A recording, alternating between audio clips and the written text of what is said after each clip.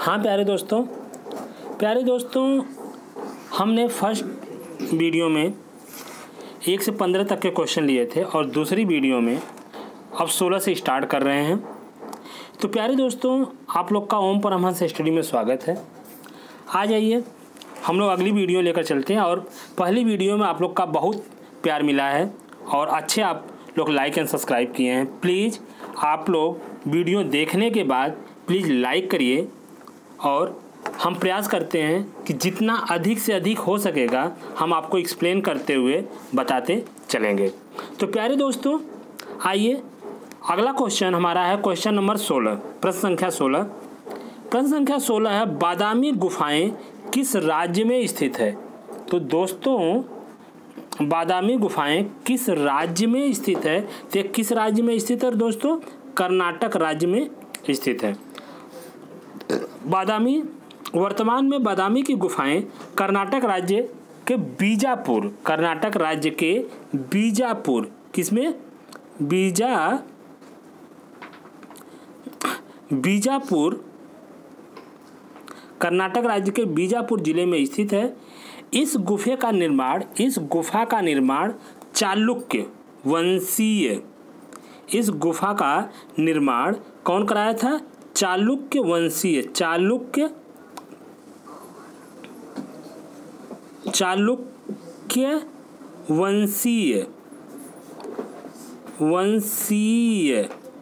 कौन कराया था? चालुक्य वंशी राजाओं द्वारा किया गया।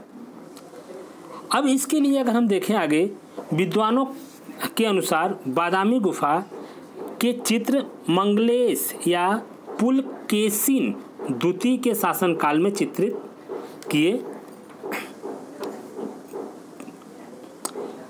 हुए बताए जाते हैं। बादामी में 4 गुफाएं हैं जिनमें 3 ब्राह्मण से संबंधित है। चौथी गुफा जैन धर्म से है। बादामी में कुल कितनी गुफाएं हैं? 4 गुफाएं हैं जिसमें 3 ब्राह्मण से हैं और चौथी गुफा किससे है? जैन धर्म से संबंधित हैं। बादामी गुफा के खोज का श्रेय अगर माना जाए तो स्टेला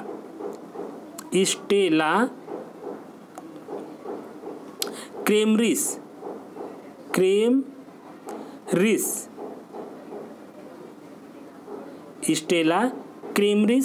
को है। जे.एन. अहिवासी ने बादामी गुफा के भित्ति चित्रों की प्रतिलिपियां तैयार की। क्या की? भित्तियां तैयार की। तो दोस्तों अगला प्रश्न आपका है सित्तनवासल गुफाएं। अगला प्रश्न क्या है? सित्तनवासल गुफाएं स्थित है। कहाँ स्थित है दोस्तों? तमिलनाडु में। कहाँ स्थित है? तमिलनाडु में। सित्तनवासल गुफाएं कहाँ स्थित है? तमिलनाडु के तंजौर जिले में। तमिलनाडु के तंजौर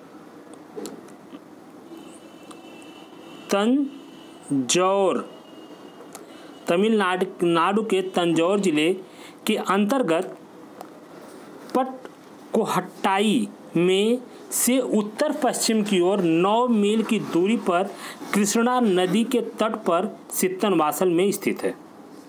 सित्तनवासल गुफाएं कहाँ स्थित है दोस्तों? तमिलनाडु में। कहाँ स्थित है? तमिलनाडु में।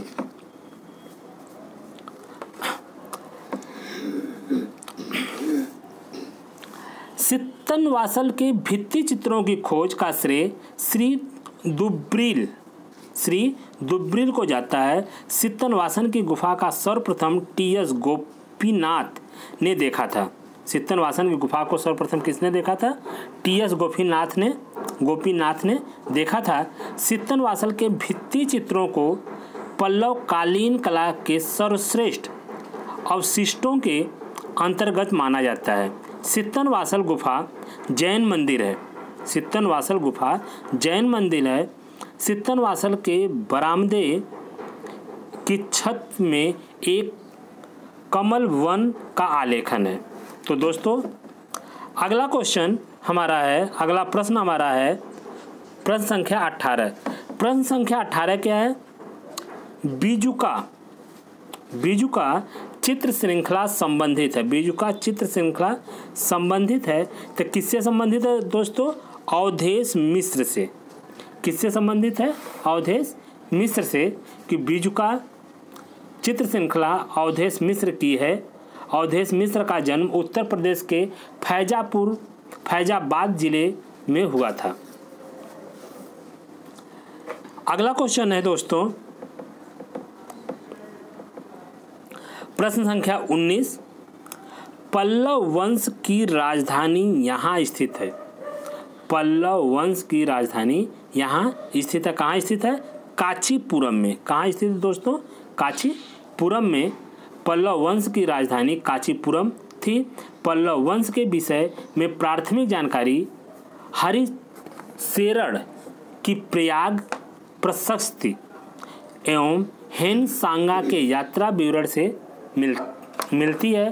संभवतः पल्लव लोग स्वतंत्र राज्य स्थापित करने के पूर्व सातवाहनों के सामंत थे। इनके प्रारंभिक अभिलेख प्राकृतिक भाषा में एवं बाद में संस्कृत में मिले हैं। पल्लव अभिलेखों में भी पल्लवों को भारद्वाज, गोपनी तथा अश्वत्थामा का वंशज कहा जाता है। पल्लव अभिलेखों में भी पल्लवों को भारद्वाज, गोत्रीय तथा अश्वत्थामा का वंशज कहा गया है। तालगुंड अभिलेख पल्लवों को क्षत्रिय कहता है। पल्लवों के राजनीतिक और सांस्कृतिक उत्कर्ष का केंद्रीय कांची था, किंतु इसका मूल निवास तोंडमंडलम था। पल्लवों का साम्राज्य उत्तर में पेन्नार नदी से दक्षिण में कावेरी नदी की घाटी तक विस्तृत था। अगले प्रश्न की बात करते हैं दोस्तों। तो अगला प्रश्न आपका है प्रश्न संख्या 20। दोस्तों प्रश्न संख्या 20 वास चित्रों में से संबंधित है। दोस्तों आप प्लीज़ वीडियो को देख करके लाइक एंड सब्सक्राइब जरूर करिए और अपने दोस्तों में वीडियो को ज़्यादा से ज़्यादा शेयर करिए, जिससे कि कुछ लोग इससे लाभान्वित हो सके। और क्योंकि टीजीटी पीजीटी कला का जो परीक्षा है, एग्ज़ाम है, उसमें वो इसका फ़ायदा ले सकें। तो दोस्तों आप देख रहे हैं तो आपके घर में या आपके अगल बगल या रिश्तेदारी में जो लोग इस टीजीटी पीजीटी आर्ट का भरे हैं, प्लीज़ वहाँ पे सेंड कर दीजिए। तो अगला प्रश्न है दोस्तों प्रश्न संख्या 20 वास चित्रों से संबंधित है। क्या है? वास चित्रों से संबंधित है। क्या है? कौन है? तो वास चित्रों से संबंधित है दोस्तों बद्रीनाथ आर्य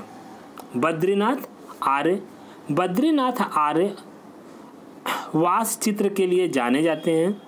बद्रीनाथ आर्य का जन्म पेशावर अब वर्तमान में पेशावर कहाँ पे स्थित है? पाकिस्तान में है।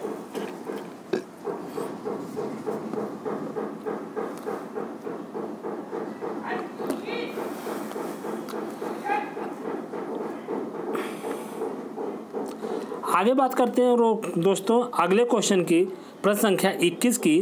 प्रश्न संख्या 21 मांडू किस राज्य में स्थित है? मांडू किस राज्य में स्थित है? तो अब इसका किस राज्य में स्थित है? मध्य प्रदेश। किस राज्य में स्थित है? मध्य प्रदेश। मांडू किस राज्य में स्थित है? मांडू मध्य प्रदेश के धार जिले में स्थित एक प्राचीन शहर है। मांडू मध्य प्रदेश के धार जिले में स्थित एक प्राचीन शहर है। यह पश्चिमी मध्य प्रदेश के मालवा क्षेत्र में स्थित है। यह 11वीं शताब्दी में मांडू तारागंगा या तरंगा राज्य का उपभाग था।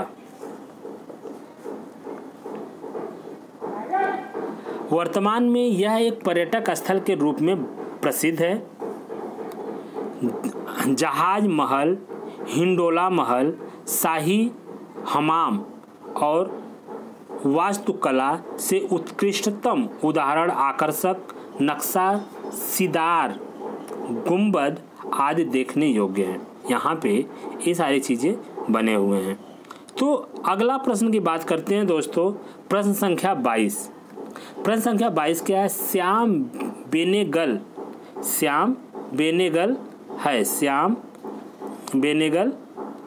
है। अब हम बात करते हैं श्याम बेनेगल है, तो श्याम बेनेगल क्या है? श्याम बेनेगल फिल्म निर्देशक हैं। श्याम बेनेगल क्या है? वह फिल्म निर्देशक हैं। श्याम बेनेगल हिंदी फिल्मों के एक प्रसिद्ध निर्देशक हैं। श्याम बेनेगल को 1976 ईस्वी में पद्मश्री और 1991 ईस्वी में पद्म भूषण से सम्मान दिए गए और 2007 में वे अपने योगदान के लिए भारतीय सिनेमा के सर्वोच्च पुरस्कार दादा साहब फाल्के पुरस्कार से नवाजे गए।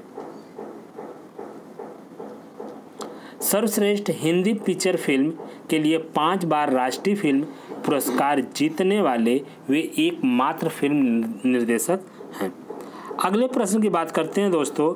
अगला प्रश्न है आपका 23। प्रश्न संख्या 23। उस कलाकार का नाम लिखिए जिसने अपने चित्रों में आध्यात्मिक और अमूर्त चीज़ों को चित्रित करने की कोशिश की। कौन है? के.सी.एस. पर्णिकर। के.सी.एस. पर्णिकर ने जटिल रेखीय लय के अमूर्त चित्रण द्वारा चित्रण की नवीन शैली को व्यक्त किया।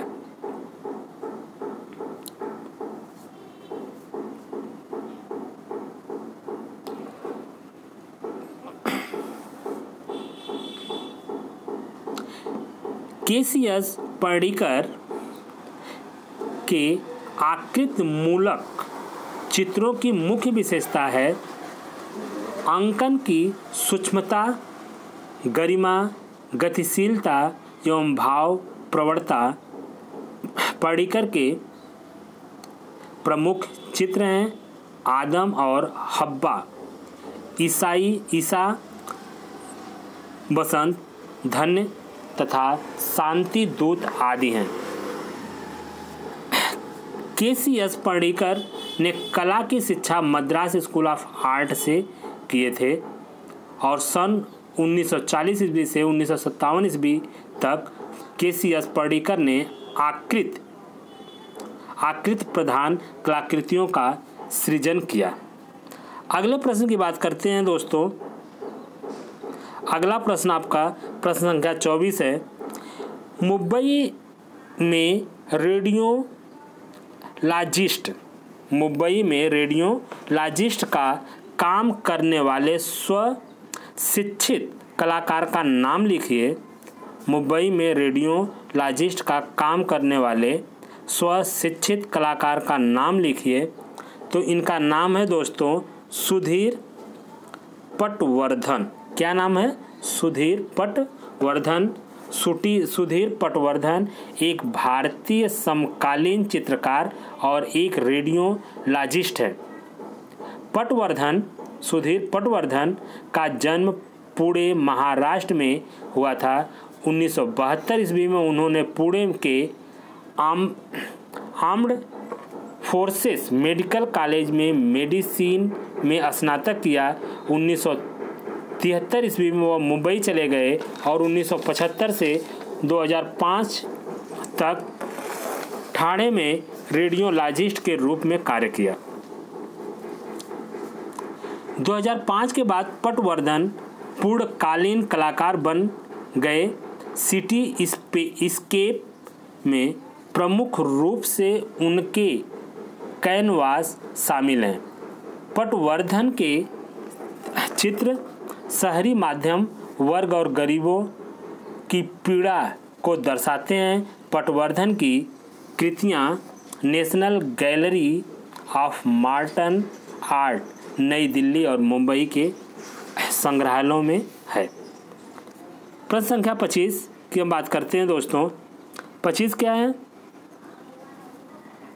उस चित्रकार, भित्ति चित्रकार, मूर्तिकार, छापाकार का नाम बताइए जिसकी कला की विशेषताएं हैं बुद्ध और कला प्रवीणता।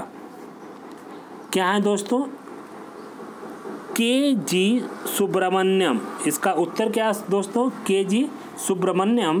के.जी. सुब्रमण्यम चित्रकार, मूर्तिकार, स्मरलिस्ट, प्रिंट मेकर, लेखक, कवि और कला चिंतक हैं। इनकी कला असंख्य रूपों में हमारे सामने आई हैं। 70 के दशक में टेराकोटा रिलीफ माध्यम के के.जी. सुब्रमण्यम की कला का सख्त माध्यम बना।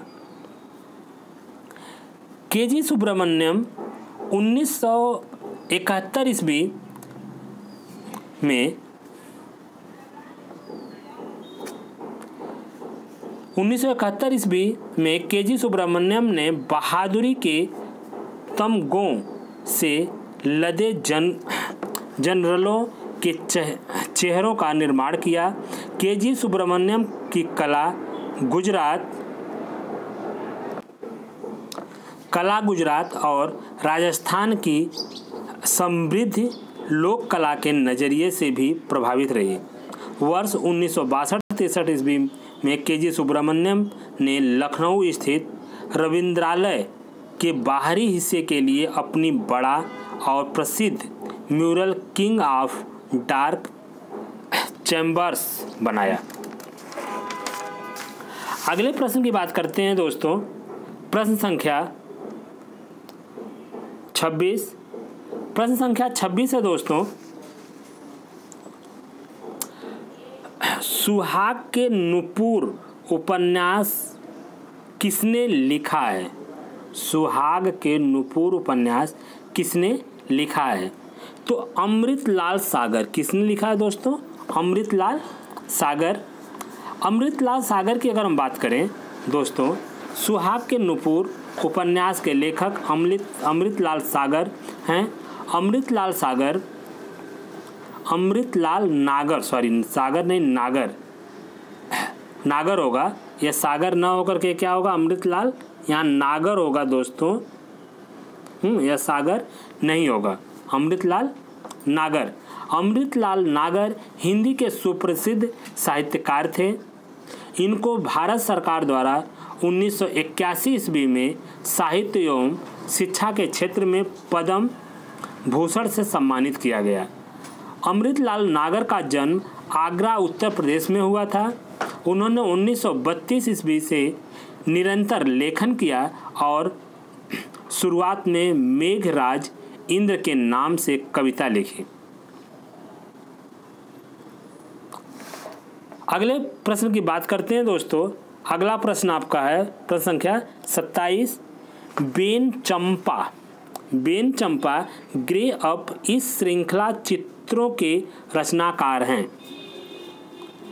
श्रृंखला चित्रों के रचनाकार हैं क्या? कौन है? नीलिमा शेख। कौन है दोस्तों? नीलिमा शेख। बेन चंपा ग्रे अप चित्रों की श्रृंखला की रचना नीलिमा शेख ने की थी। नीलिमा शेख का जन्म 1945 ईस्वी में नई दिल्ली में हुआ था। उन्होंने 1962 से 65 ईस्वी तक दिल्ली विश्वविद्यालय में इतिहास का अध्ययन किया और 1971 ईस्वी में ललित कला संकाय बड़ौदा से चित्रकला में परास्नातक की उपाधि प्राप्त की।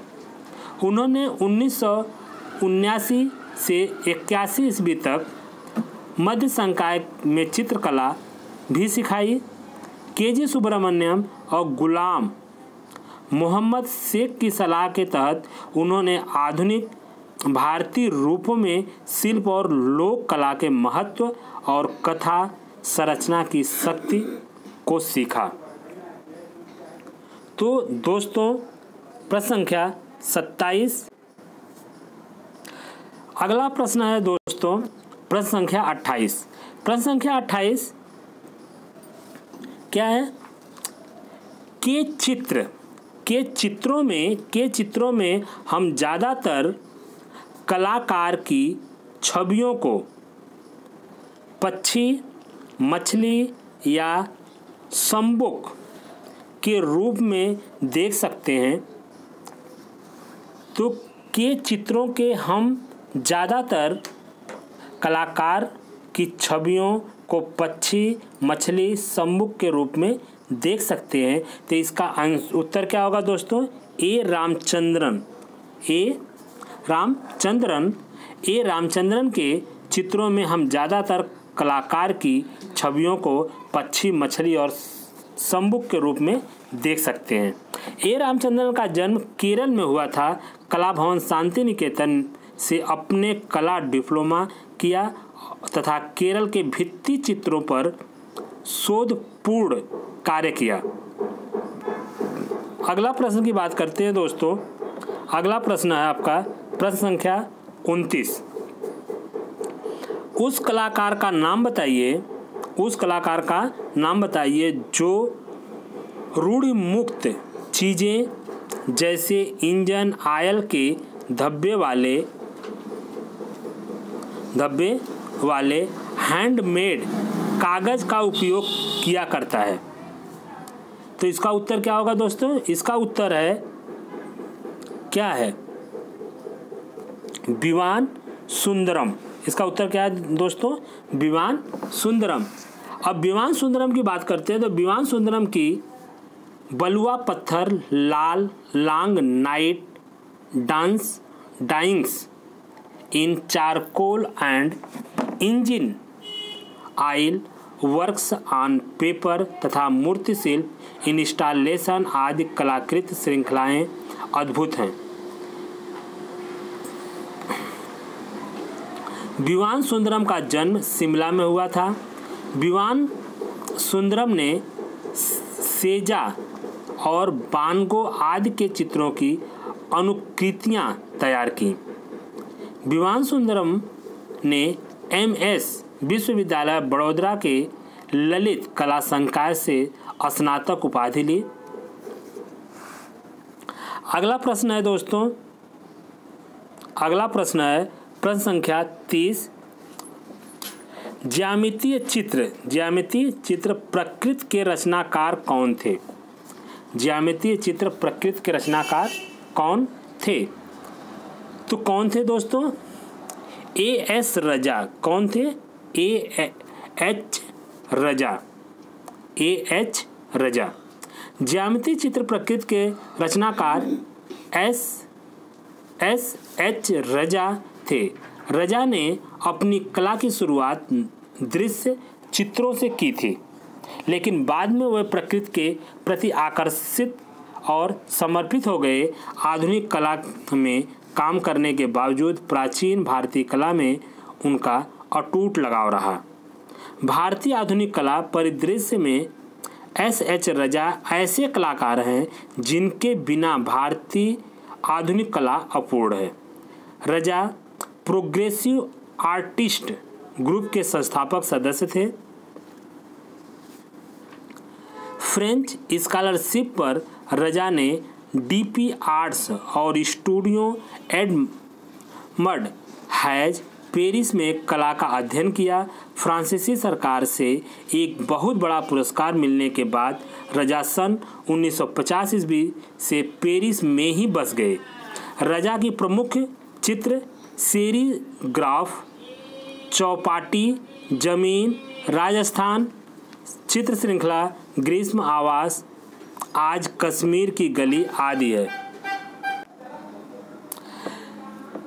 दोस्तों अगला प्रश्न संख्या 31। बनारस शीर्षक की श्रृंखला के रचनाकार हैं। बनारस शीर्षक की श्रृंखला के रचनाकार हैं। तो इसका उत्तर क्या है दोस्तों? दिलीप दास गुप्ता। इसका उत्तर क्या है? दिलीप दास गुप्ता। बनारस शीर्षक की श्रृंखला के रचनाकार दिलीप दास गुप्ता हैं। इनका जन्म 1931 ईस्वी में शिमला में हुआ था। अगला प्रश्न की बात करते हैं दोस्तों। अगला प्रश्न है आपका प्रश्न संख्या 32। अपने समलैंगिक प्रेम के अवैध तिरस्कारों के लिए जाने अपने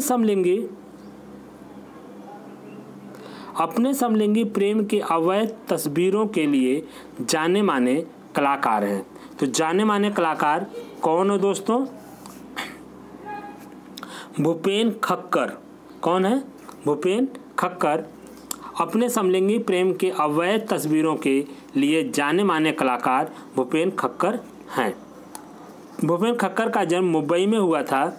भूपेन खक्कर ने sir J school of art में कला की शिक्षा ली।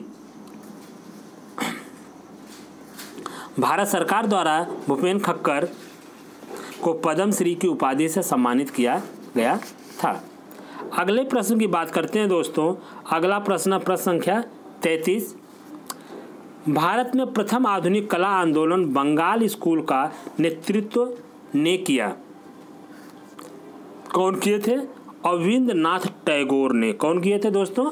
अविंद्रनाथ टैगोर ने।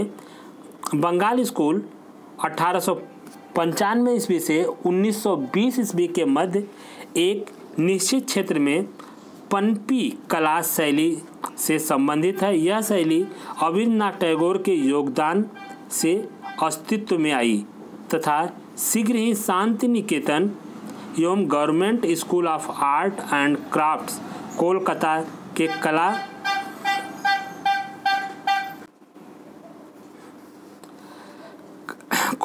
के कला विद्यार्थियों के माध्यम से भारत के लगभग सभी क्षेत्रों में प्रचारित हुए। बंगाल स्कूल राजनीतिक, सामाजिक, सांस्कृतिक क्षेत्रों में यूरोपीय प्रभाव के विरुद्ध एक आंदोलन था जो बौद्धिक विचार, स्वदेश प्रेम तथा तात्कालिक परिस्थितियों का प्रतिफल था। अगले प्रश्न की बात करते हैं दोस्तों। अगला प्रश्न है प्रश्न संख्या 34। प्रश्न संख्या 34।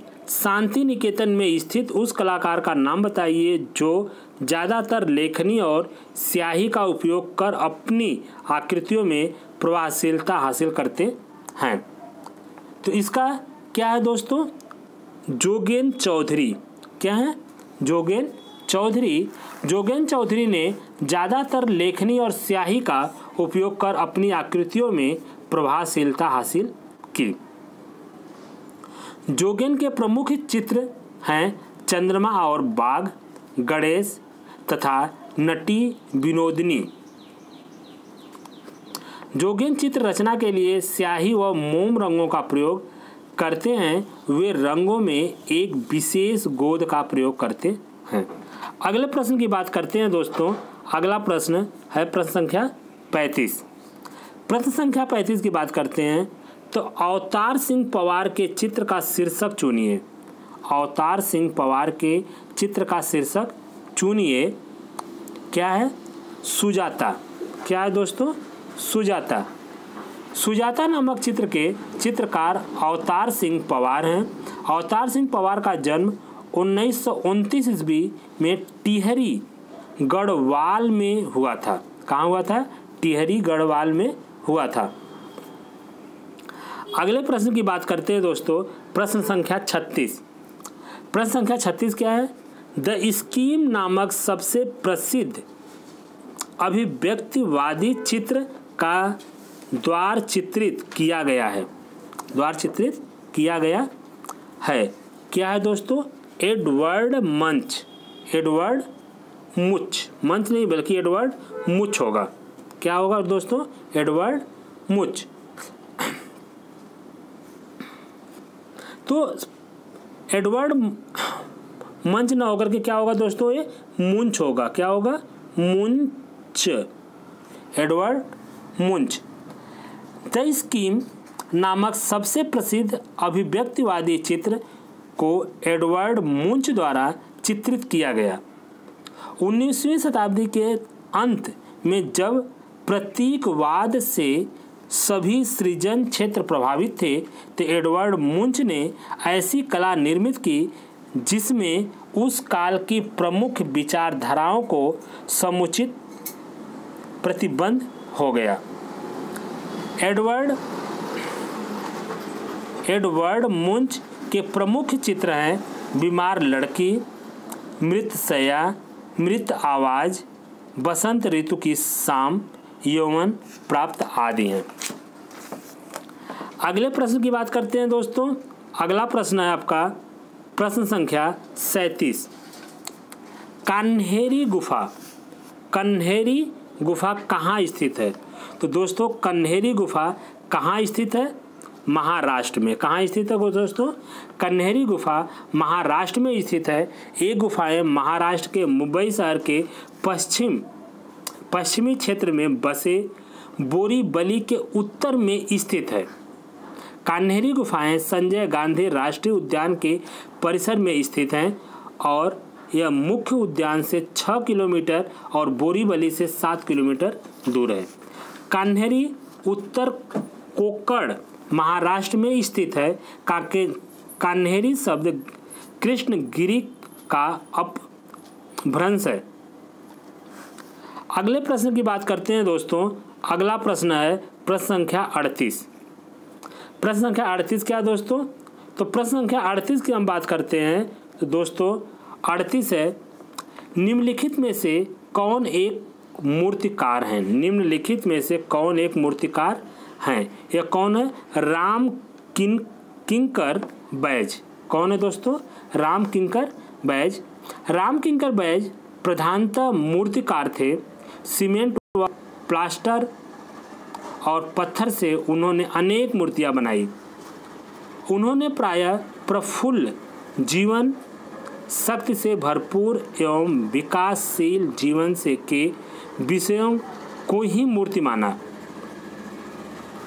रामकिंकर का जल रंगों का कार्य विनोद बिहारी मुखर्जी से मिलता जुलता है। रामकिंकर बैज प्रमुख चित्र सुजाता, संथाल परिवार, अनाज की ओसाई, कन्या और कुत्ता आदि हैं। अगला क्वेश्चन की बात करते हैं दोस्तों 39। मिर्ज़ापुर की गुफाएं किस राज्य में स्थित हैं? तो दोस्तों मिर्ज़ापुर की गुफाएं किस राज्य में स्थित है? तो ये किस में है दोस्तों? उत्तर प्रदेश के राज्य में स्थित है। उत्तर प्रदेश में विंध्याचल पर्वत की कैमूर श्रृंखलाएं में स्थित मिर्ज़ापुर जिले में 100 से अधिक चित्रित गुफाएं तथा शैलाश्रय प्राप्त हुए हैं। कैमूर श्रृंखला के भीतर सोम नदी की घाटी में लुखुनिया और भंडारिया आदि की मुख्य गुफाएं हैं, जिनकी छतों और दीवारों पर 5000 ईस्वी पूर्व के चित्र बने हुए मिले हैं। इन गुफाओं के चित्रों में लाल, पीले, काले व सफ़ेद रंगों का प्रयोग किया गया है।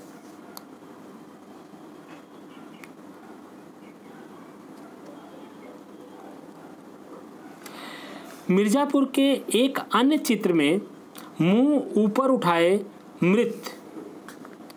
मृत्यु कष्ट से कराहते जंगली सुअर का चित्र है। लुखनिया दरी की छोटी पहाड़ी गरई नदी के किनारे स्थित है। यहाँ पर चित्र में एक घुड़सवार पालतू हाथनी की मदद से जंगली हाथी को पकड़ते हुए दिखाए गए हैं। मिर्ज़ापुर के एक अन्य चित्र